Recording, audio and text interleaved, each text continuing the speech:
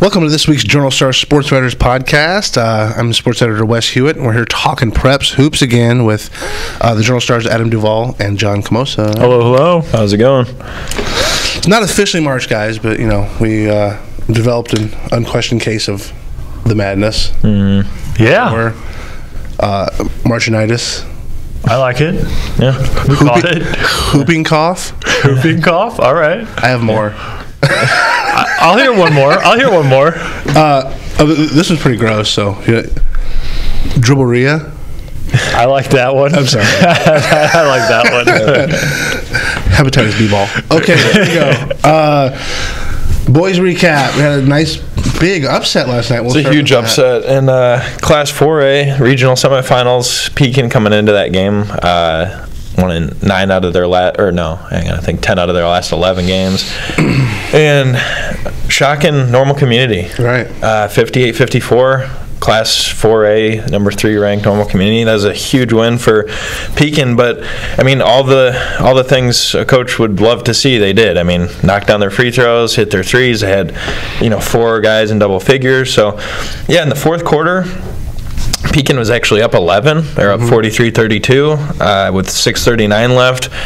Normal Community rallied. They got back into within 2 twice. They cut it to 43-41 and then 56-54. But late in the game, there's a highlight on Twitter. They did that little double inbounds pass. Justin Taphorn threw it ahead to Adam Cash, hit the layup. That was kind of the deciding thing for them. So, yeah, 18 for 21 from the line in that game on free throws. That's something you don't really see a lot with high school teams. The double inbounds? No.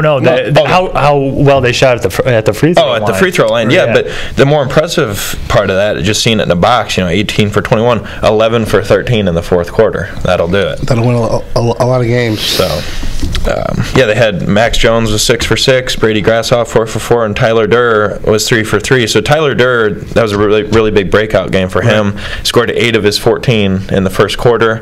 They had Patrick Torrey had 11, Grassoff had 13, and Jones had 12. So yeah, Pekin came out of the late in that kind of challenging for the Middle Illini title toward the end of the year, and that was sort of the beginning of their streak there. I mean, that is the kind of we tend to, because of just the way this season of basketball is structured, that first half of the season, we kind of tend to define teams once they get out of the holiday tournament. Like, oh, well, that's who they are. Right? Yeah. And it's like there's been so many teams I've covered over the years and seen over the years where it's like coming out of that, I think teams learn a lot about themselves in those holiday tournaments. And it's like which ones can then now take what they've learned of that first half and now go down the stretch. And Pekin seems like one of those that's really found its identity. Oh, yeah. And I mean, 10 of the last 12 games in one of those wins was, beating Morton earlier in the year by 24, and then, hanging with Metamora and Notre Dame. So they've, despite, being only 3 games over 500, or 4 games over 500 now, with those 12 losses, they can play with good teams and beat good teams. Obviously showed that last night. So we won't touch too much on Notre Dame. They rolled over Washington, moved on. Had a couple of small schools move on in sectionals. Tremont gets a win.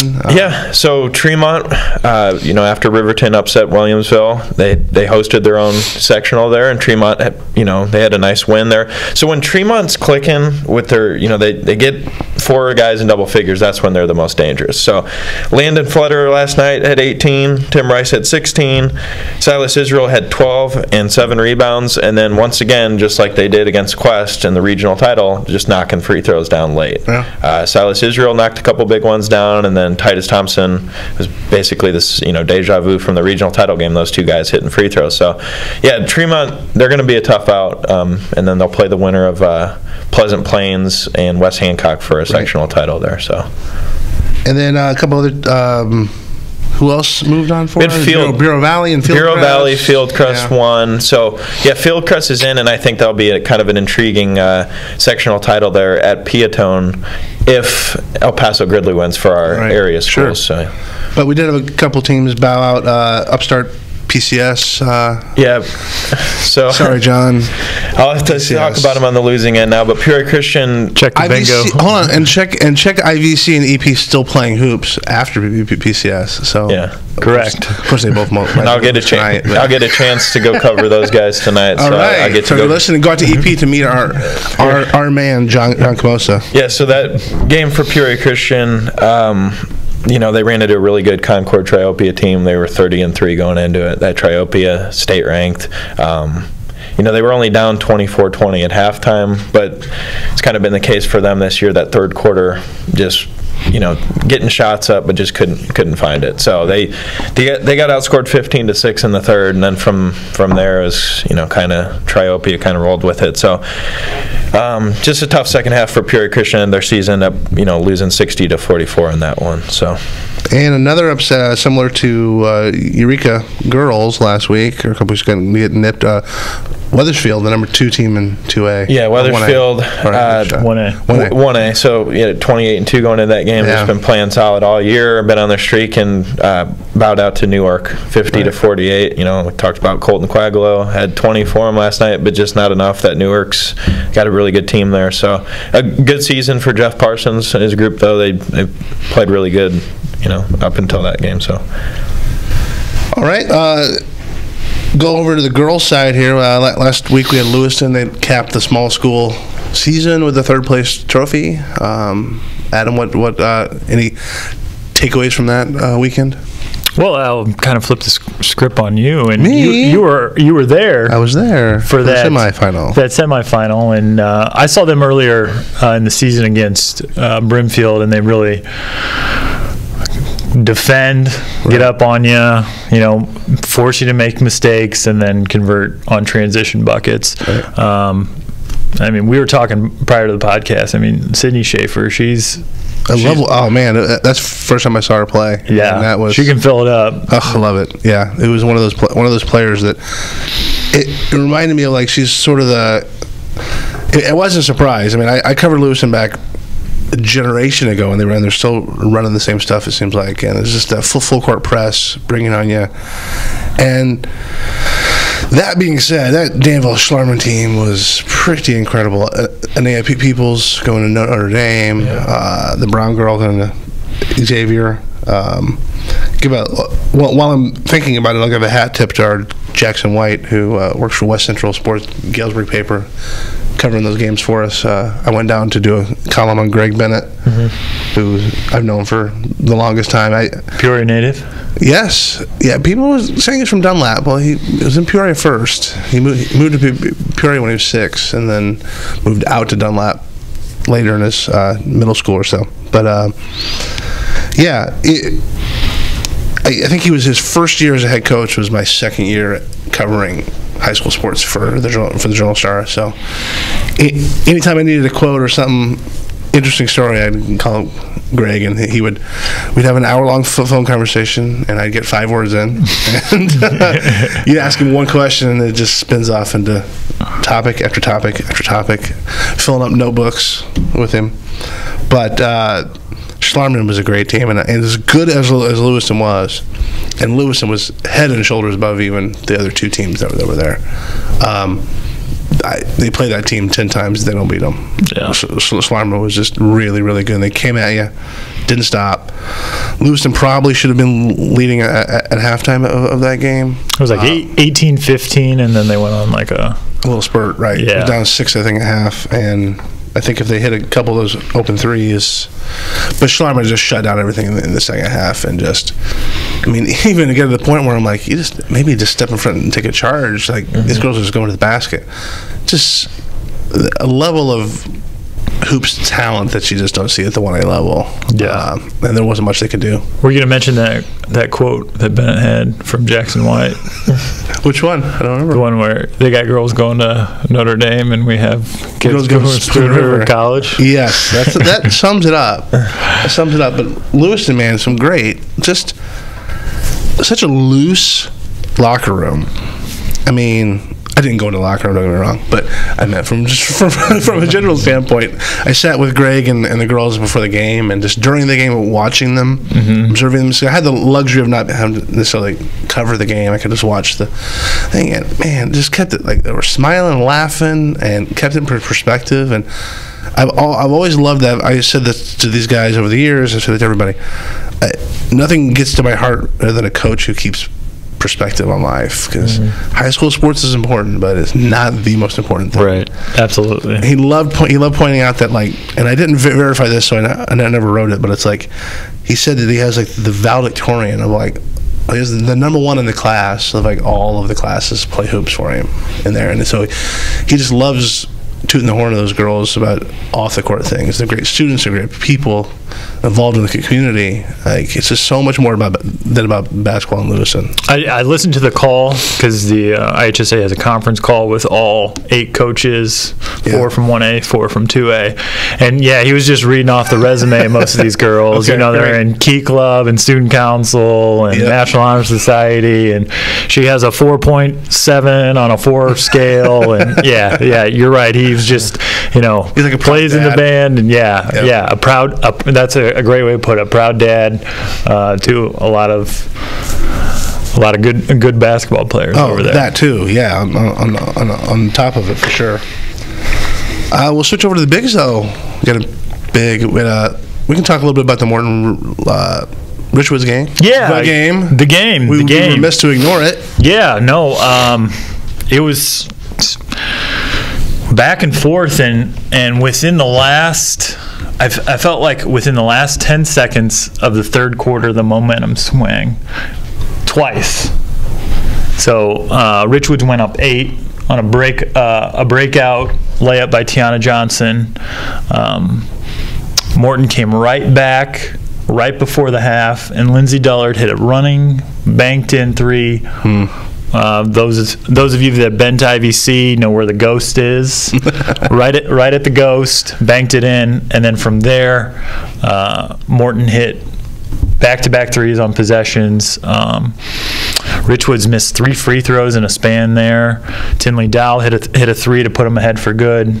Cam Taylor had an opportunity to tie the game, missed converting on old-fashioned 3-point play, and from there Morton just made their free throws. And I've been to a lot of basketball games at IVC. Let me correct that. I've been to a lot of basketball games at IVC. Yes. I've never seen that many fans in that gym before, and that spans back to 06 when they made that run to the title game and finished runner-up. Yeah, I remember there being a big game against Washington, toward the last year IVC was in the Illini. Right. It was a huge game there. Yeah, so behind the benches there's a balcony, and Dan Camp, shout out to him, great sectional host.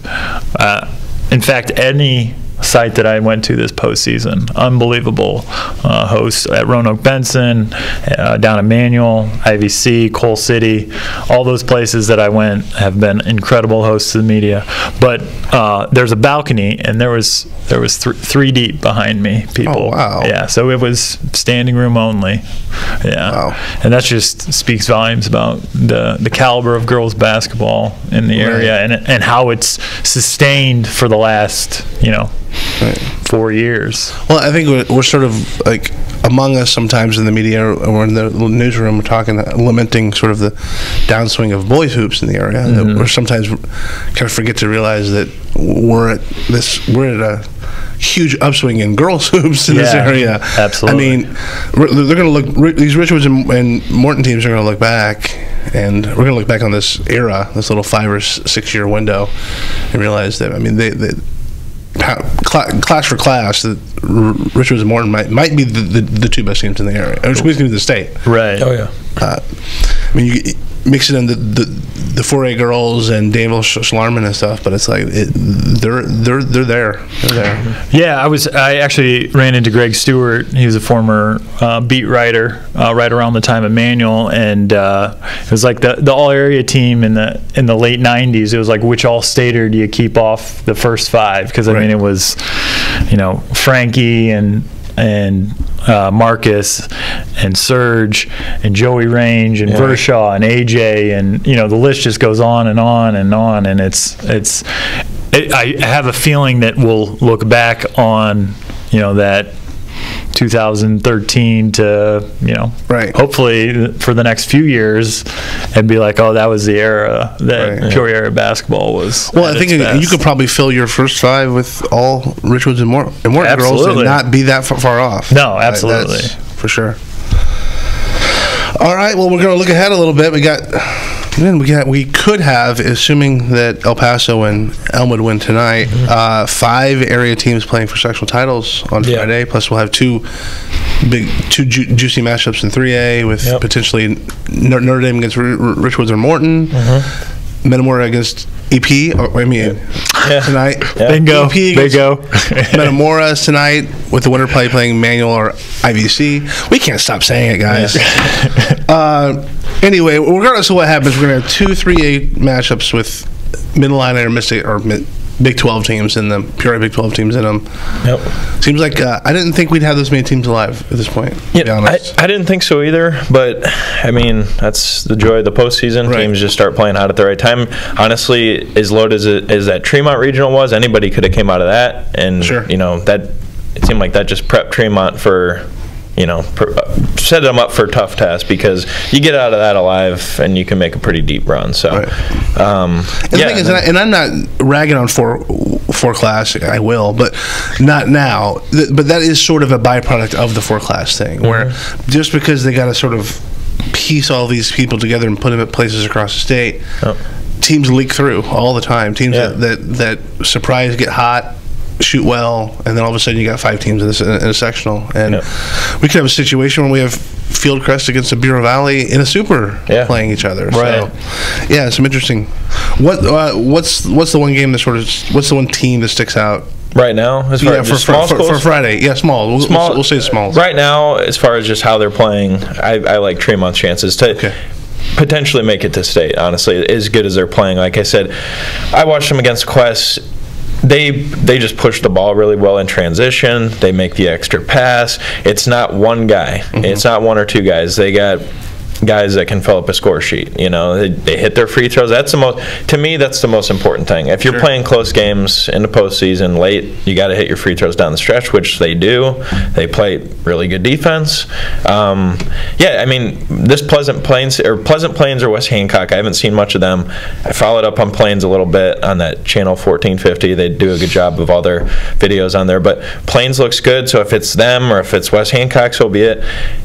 They get out of that sectional, Is there a chance that it would be an all Heart of Illinois Conference Super? Does GCMS would they intercross there? I'm putting you on the spot. I have to double check, because I was just wondering if it'd be Tremont GCMS down at UIS. It would be. It could be Tremont. I know for sure BCC is in the sectional title. So I got to see who.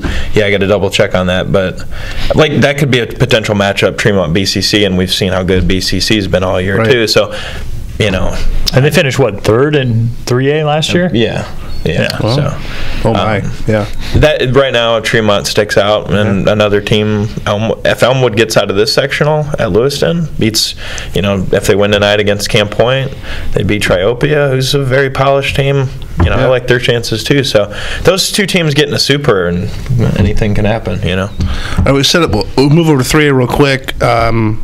Notre Dame moved on. They're going to play the winner of Richwoods and Morton. Play tonight.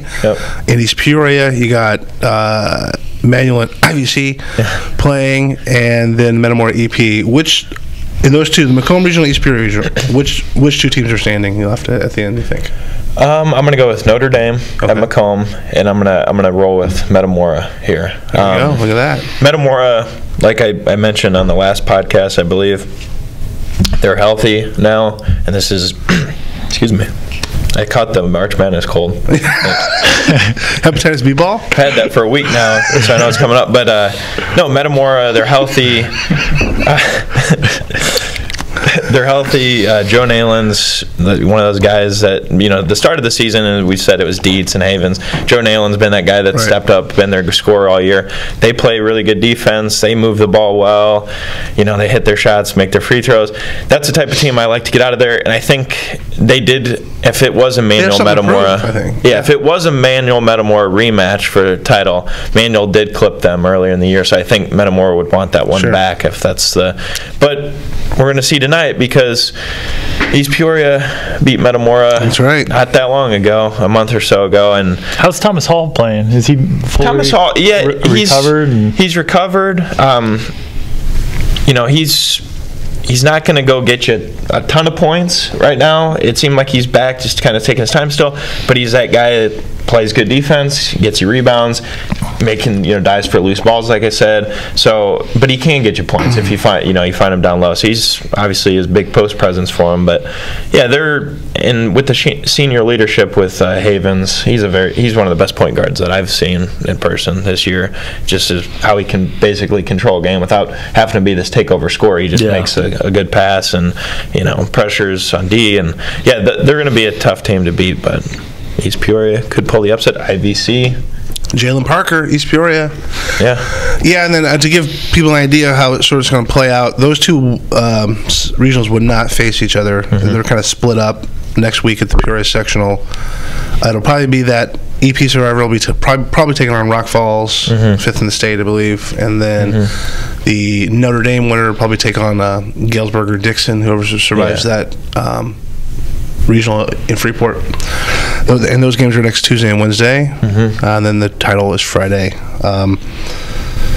Speaking of titles, Morton girls back in the Final Four. Dave Kindred, I read his write-ups. He's obviously the great Dave Kindred, writes in a very surreal. It's very surreal reading Dave Kindred write about Morton girls basketball. Yeah, he's such a great writer that you're like he should be writing about the Golden State Warriors and not the Morton girls basketball team. Right.